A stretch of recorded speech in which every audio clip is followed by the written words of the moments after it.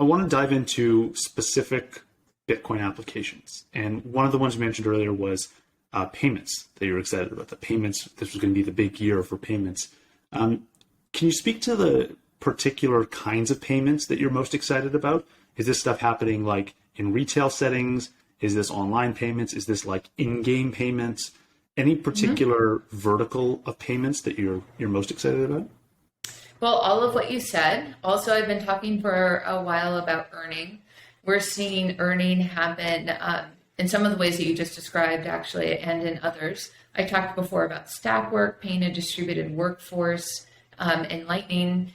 Another thing that stack work and Sphinx Chat actually is doing is allowing people to release and pay bounties via sats in their workforce marketplace, so that you can say, hey guys, I need this feature to be built, or I'd like you to, test the security of this code, and then pay them in sats and discover them in a distributed way because we're using Lightning for the payment. Earning obviously can happen through rewards, like a fold is advancing and others. Gaming is a really great example that I like because of the different demographics that I believe will onboard to Bitcoin through gaming. And then I think just, payments we think of payments as a singular thing, but it's really not. Payments is, almost everything you touch has an element of payments to it. And so I think that Bitcoin will start to sort of weave its way into the world, the online world, in a similar way to the meme of software is eating the world. Lightning will progress in that same way. And what that will mean is that people will onboard to Bitcoin in a way where they're really excited about the value of their sats in Bitcoin. But it also means that people will use Lightning without knowing that they're using Bitcoin or having any sort of expectation that the sats they're exchanging appreciate in value.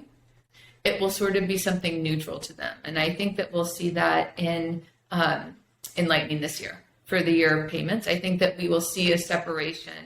We will see payments be appreciated as Bitcoin payments, but we will also see Lightning Network be appreciated as a protocol for technology, as a technology, even if there's not an expectation that there'll be a return on investment of the asset traded.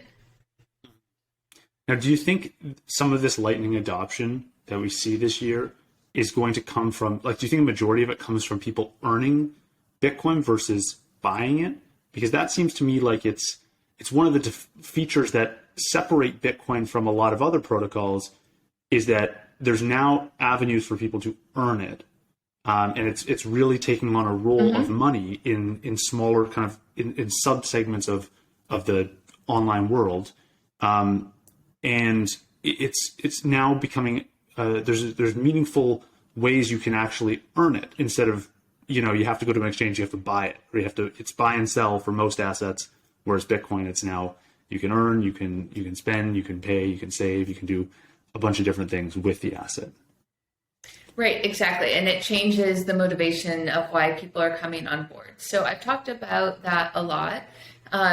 We started with people participating in Bitcoin as a way to invest or as a hedge against their exposure to their local fiat currency, or to speculate. And in other spaces, in altcoin spaces, people, I think, participate to invest for ROI, to speculate, or to gamble. So it's different. But Bitcoin is moving past that now. And so what's happening is that people are joining Bitcoin because they've earned it. And there's such a broad array of ways to do that. So we talked about some of the things that are like way out there, right? Like bug bounties, or just a bounty for building a feature of a product. But by the way, you can also be mining to earn Bitcoin. And that's another way to earn it. And it's easier to mine today as an individual, to participate in mining today as an individual than it was just a couple years ago. And so there's this really broad array of how people can participate in Bitcoin, and it will make them as a class different in motivation from those that joined to hedge their risk to their from their local governments or to invest.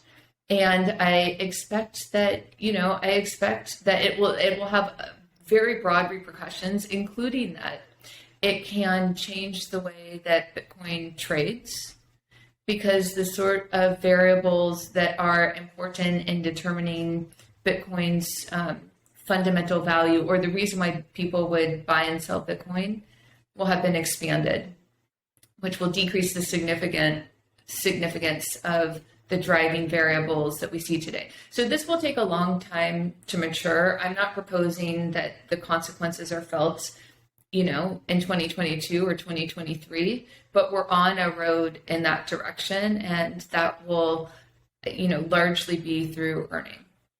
Right. Yeah, I'm very excited about earning as well. I've played around with a few Lightning apps, and this podcast is actually a Lightning podcast, and so I've seen that transition in the last few months of earning hundreds of sats a day to now earning thousands through the podcast. I've seen transitions on things like Stacker News, where maybe I was earning 10 sats a day posting stuff a couple months ago, and now it's dozens or hundreds of sats. You can kind of see how quickly that's awesome that change is happening. And I mean, yeah, it's 1,000 sats or a couple thousand sats is only $1, but you take another 10x, and all of a sudden, $10 a post or $10 a podcast, or you start to get into meaningful numbers for a chunk of the population, and then you take it 10x from there, and it's really meaningful for a lot of people. So I'm very excited about that as well. That's awesome. I want to ask. So yeah, that's exciting to hear. It's exciting to hear real feedback and experience of that, and I imagine it's really exciting for you to be a pioneer, like a first user of something like that.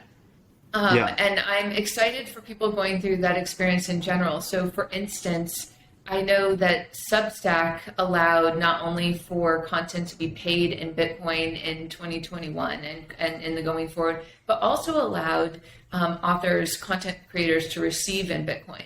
And so I think that, what feels just like a fun experiment or a game for someone that might be less sophisticated in Bitcoin than you are can turn into something more than that when you you can be hooked by the price or by the game of it. And then sort of come to understand the value of Bitcoin. And by the way, that's what we saw. That's how Bitcoin started out.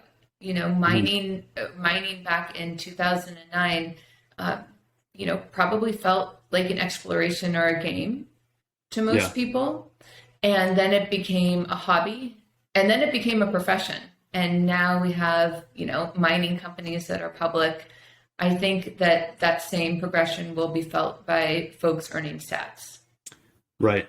And right now, it seems like a lot of the avenues you can earn sats on, specifically creating content on Stacker News or podcasting, those are probably the two that I've had most success with in playing around with different Lightning apps. Those are both basically like they're better in every way from the alternative. Like on Reddit, you get upvotes. It's like, who cares?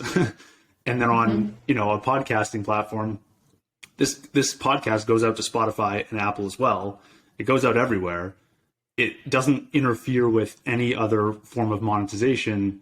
There's no paywall. Anyone can listen, and you can also earn sats. So it's like there's just an added benefit, and there's basically it doesn't take away at all from the experience, which is really cool to see. And I hope we get a bunch more Bitcoin companies finding ways to just create experiences that are just better and don't have to rely on it's a product for Bitcoiners. It's just a product that's better, Yes, I think that would exactly. be a really cool inflection point to see.